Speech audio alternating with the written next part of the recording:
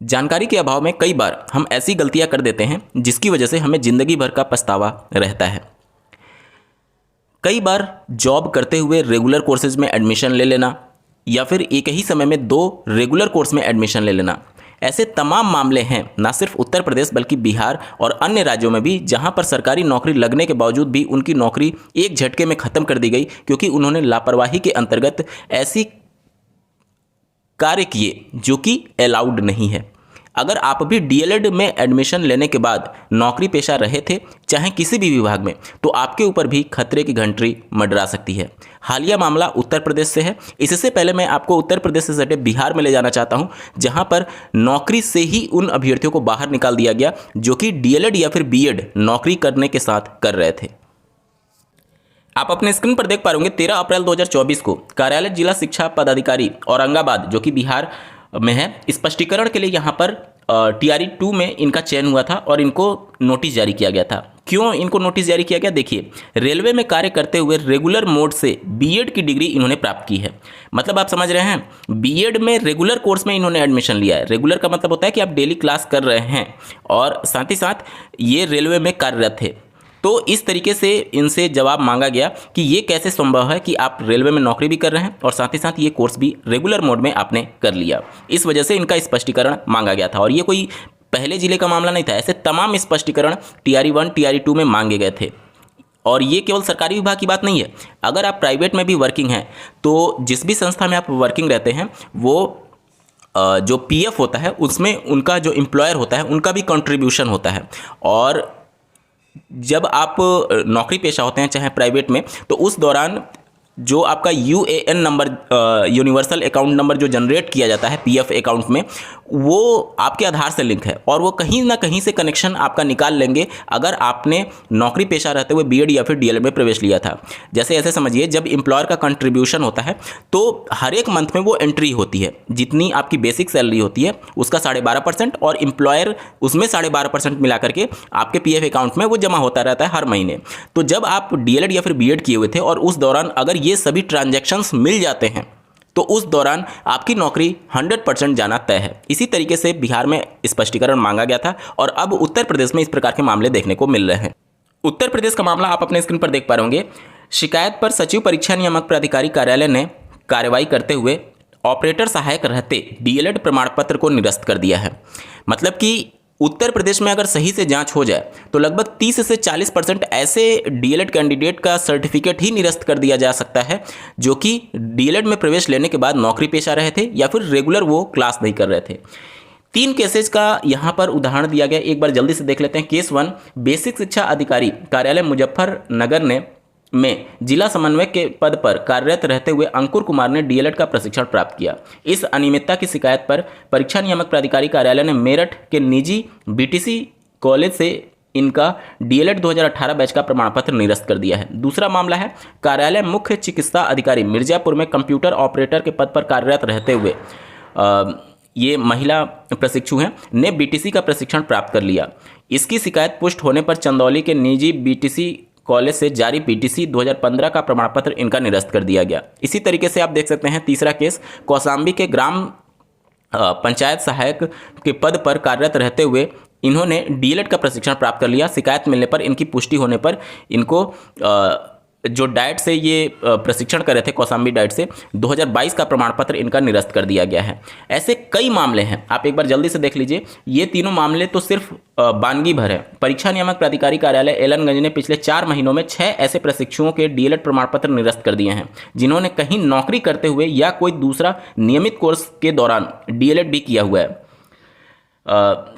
Basic शिक्षा अधिकारी रामपुर का फर्जी जाति प्रमाण पत्र लगा करके बीटीसी प्रशिक्षण प्राप्त कर लिया था। शिकायत सही मिलने पर सामले मुजफ्फरपुर के निजी बीटीसी कॉलेज की ओर से जारी बीटीसी 2014 के प्रमाण पत्र को निरस्त कर दिया गया। इसी प्रकार उच्च प्राथमिक विद्यालय वाजिदपुर शिक्षा क्षेत्र कोयलसा आजमगढ़ में अनुदेशक के पद पर कार्यरत रहते हुए सुनील कुमार यादव ने बीटीसी का प्रशिक्षण प्राप्त किया था। पिछले दिनों सुनील को भी निजी बीटीसी कॉलेज गाजीपुर की ओर से जारी बीटीसी 2013 का प्रमाण पत्र निरस्त कर दिया गया। ये सोच रहे हैं आप 2013-2014 का ये प्रमाण पत्र निरस्त हो रहा है। हो सकता है ये कहीं नौकरी पेशा हो सकता है सरकारी विभाग में प्राइमरी टीचर के पद पर ये लग चुके हों और इनका बीटीसी का सर्टिफिकेट निरस्त किया गया है परीक्षा नियामक प्राधिकारी कार्यालय द्वारा।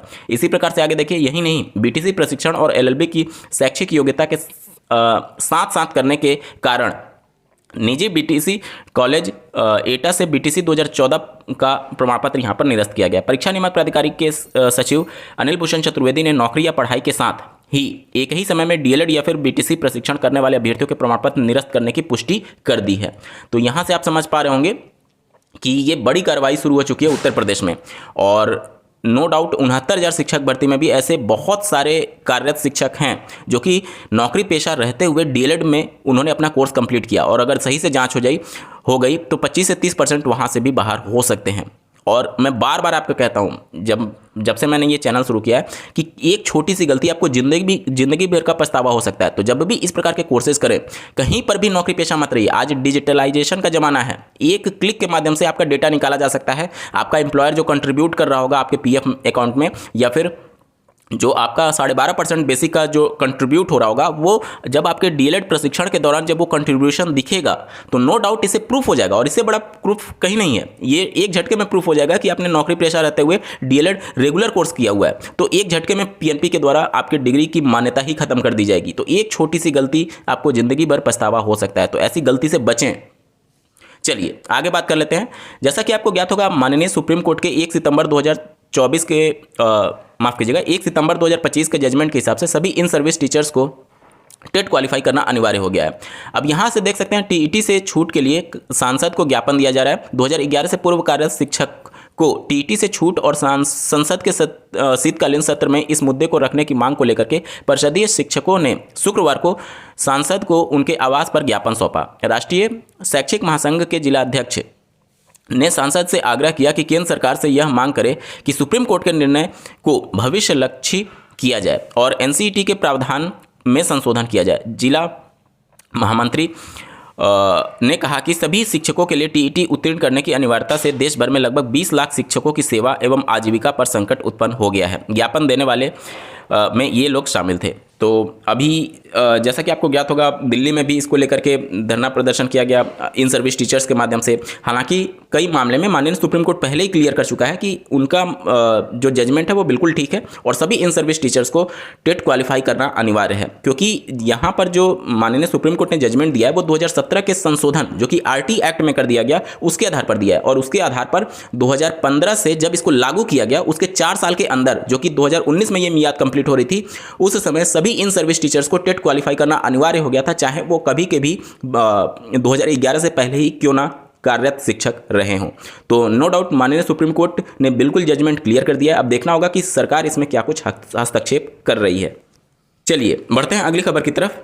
अगली खबर है उत्तर प्रदेश के शिक्षा सेवा चयन आयोग के माध्यम से। जैसा कि आपको ज्ञात होगा, पोर्टल तैयार करने को लेकर के पिछले 1 साल 2 साल से ये कार्रवाई चल रही है और पोर्टल लगभग तैयार हो चुका है। और यहाँ पर देख सकते हैं एडेड माध्यमिक विद्यालयों और एडेड विद्यालयों सहित कई श्रेणी के शिक्षक संस्थानों में शिक्षक भर्ती के लिए एनआईसी ने उत्तर प्रदेश शिक्षा सेवा चयन आयोग के ई अध्याचन पोर्टल का डेमो तैयार कर लिया है। इसे परीक्षण के लिए अभी शिक्षा आयोग व माध्यमिक शिक्षा विभाग को उपलब्ध कराया गया है। आयोग में कर्मचारी के साथ मिलकर शिक्षा निदेशालय के कर्मचारी परीक्षण कर देख रहे हैं कि ई अध्याचन भेजने एवं प्राप्त करने में क्या कठिनाई आ रही है। इन कठिनाइयों का समाधान कर पोर्टल पर अंतिम रूप देने की प्रक्रिया तेज हो चुकी है। शिक्षा आयोग के वर्तमान में पूर्णकालिक अध्यक्ष नहीं है, लेकिन अध्यक्ष नियुक्त होने तक आयोग ई अध्याचन पोर्टल तैयार करने में जुटा है, जिससे अध्यक्ष के आने के बाद नई शिक्षक भर्तियों पर निर्णय लेने में देरी ना हो। माध्यमिक के साथ ही उच्च शिक्षा के ई अध्याचन का प्रारूप आयोग की बैठक में पूर्व में ही फाइनल हो चुका है, लेकिन पोर्टल का परीक्षण अभी माध्यमिक शिक्षा विभाग कर रहा है।